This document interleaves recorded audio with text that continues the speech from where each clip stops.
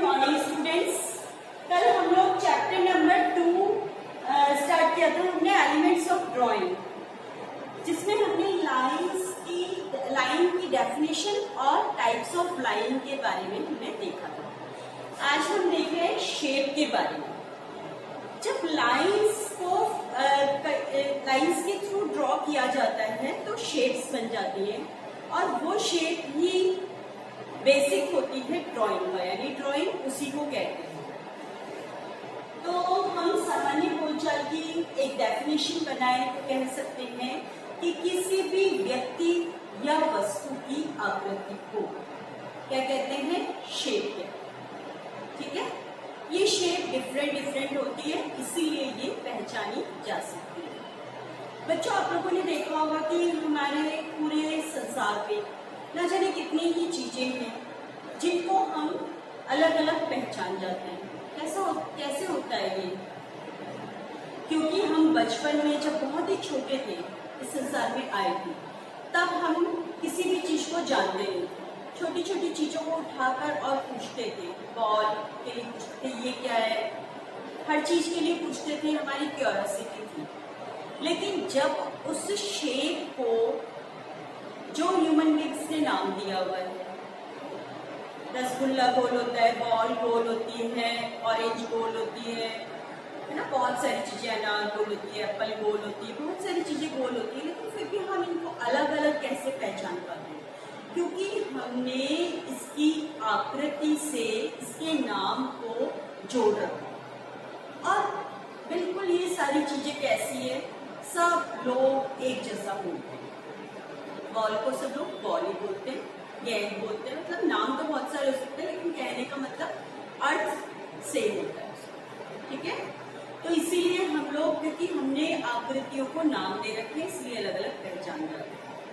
आपकी क्लास में बहुत सारी गर्ल्स हैं, बहुत सारे बॉयज हैं, ऑलमोस्ट लगभग सब सेम हाइट, सेम यूनिफॉर्म पहनते हैं, सेम ही हेयर स्टाइल बनाते हैं, सब कुछ ऑलमोस्ट सेम है ना। लेकिन फिर भी हम बच्चों को कैसे अलग अलग नामों से जान जाते हैं, और वो बच्चा अगर हमें बाहर भी मिलता है, अलग गेटअप में मिलता है, तब भी हम उसको जान जाते हैं कि ये इसका नाम सरिता है, इसका नाम एरिश है, इसका नाम दिव्या है। कैसे पहचान जाते हैं? क्योंकि हमने शुरू में हमको थोड़ी सी दिक्कत आई थी, लेकिन बाद में हमने आपकी जो आकृति है, आकृति का मतलब आपका फेस, आपका जो भी कुछ लंबाई चौड़ाई है, जो भी कुछ बोलने का स्टाइल, उन सबसे आपके नाम को हमारे दिमाग में फिट कर लिया है डाटा, जिसकी वजह से हमें आपको पहचानने में बिल्कुल भी दिक्कत नहीं होती। एक सेकंड में हमारी नजर देखती है, फटाफट कह देती है ये है ना। तो इस तरीके से आकृतियां जो हैं उनकी एक अलग पहचान होती है, और एक आकृति संसार में दूसरी आकृति से कुछ ना कुछ भिन्नता रखती है, जिसके कारण उन्हें अलग अलग पहचाना जा सकता है। लेकिन अगर हम शैक्षिक भाषा में देखें, हमारी बुक की भाषा में देखें, तो आकृतियां दो प्रकार की होती हैं। एक होती है नियमित,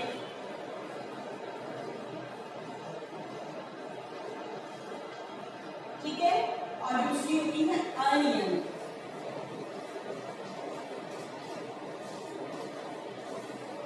नियमित का दूसरा नाम सममित भी है, और अनियमित का दूसरा नाम असममित भी है। ठीक है, और इंग्लिश में हम नियमित को रेगुलर कहते हैं और अनियमित को इररेगुलर कहते हैं। ठीक है बच्चों, रेगुलर एंड इररेगुलर। अब ये कैसे अलग अलग पहचानी जाती है? सपोज कोई पेंटिंग है, ठीक है,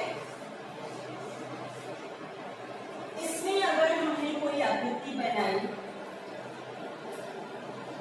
और इस आकृति को हमने 2 पार्ट्स में डिवाइड किया, ऐसे करो या ऐसे करो, तो हमें समान भाग प्राप्त होते हैं। ऐसी आकृति को क्या कहते हैं? नियमित। और अगर कोई आकृति है जिसको हम 2 पार्ट में डिवाइड करेंगे, 2 भागों में बांटेंगे, चाहे ऐसे बांटें या ऐसे बांटें, और हमें दो असमान भाग प्राप्त होते हैं, तो इसे क्या कहेंगे? अनियमित, असममित या इर्रेगुलर। ठीक है, तो हम नियमित की परिभाषा क्या बना सकते हैं?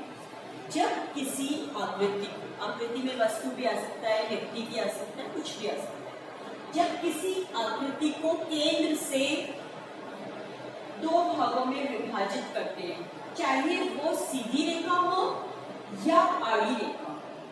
ठीक है, याद है, इसके बीच में ध्यान रखना, क्योंकि ट्रायंगल जो होता है ना, ट्रायंगल उसको सिर्फ हम ऐसे ही विभाजित कर सकते हैं, ऐसे करेंगे तो दो समान भाग प्राप्त नहीं होंगे। ठीक है, और ट्रायंगल भी नियमित में ही आता है।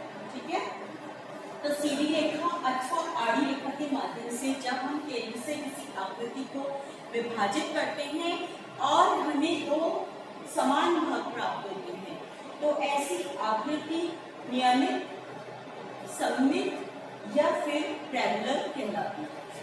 और जब किसी आकृति को, ऐसी आकृति जिसको केंद्र से दो भागों में विभाजित करें, सीधी रेखा अथवा आड़ी रेखा के माध्यम से विभाजित करने पर हमें दो असमान भाग प्राप्त होते हैं, तो ऐसी आकृति अनियमित, असममित या इर्रेगुलर कहलाती है। ठीक है बच्चों, इज इट क्लियर? ये है आपकी शेप यानी आकृति के बारे में। इसके बाद में आता है थर्ड टॉपिक, कलर यानी रंग।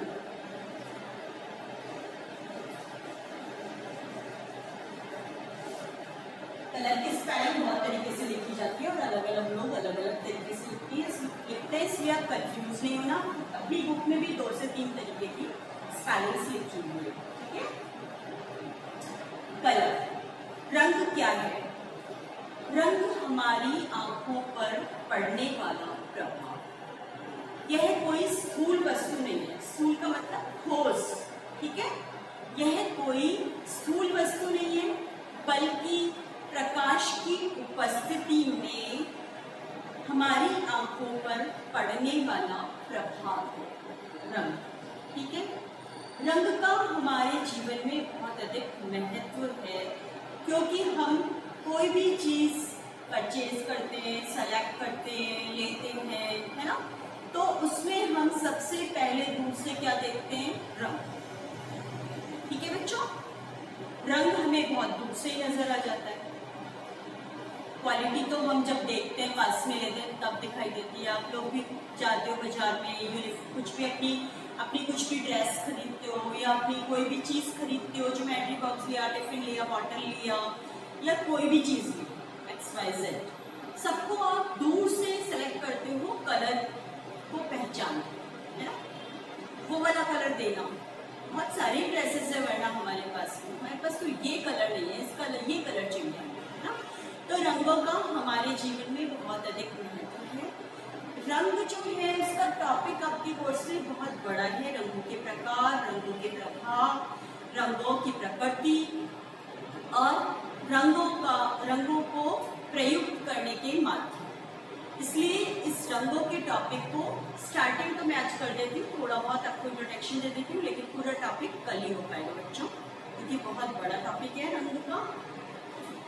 रंग प्रकाश की उपस्थिति में पड़ने वाला प्रभाव है हमारे आंखों पर। जैसे कोई ये वस्तु है, ठीक है बच्चों, इसमें रंग जो होते हैं वो कणों के माध्यम से हम इसको देख सकते हैं। कणों के रूप में ये होते हैं, ठीक है। ये कण जितने पास पास होते हैं उतने ही रंग हमें क्या नजर आता है? गहरा नजर आता है। और ये कण जितने दूर दूर होंगे हमें रंग कैसा नजर आएगा? हल्का नजर आएगा, ठीक है। इसे कहते हैं रंगों का मान या सघनता, ठीक है।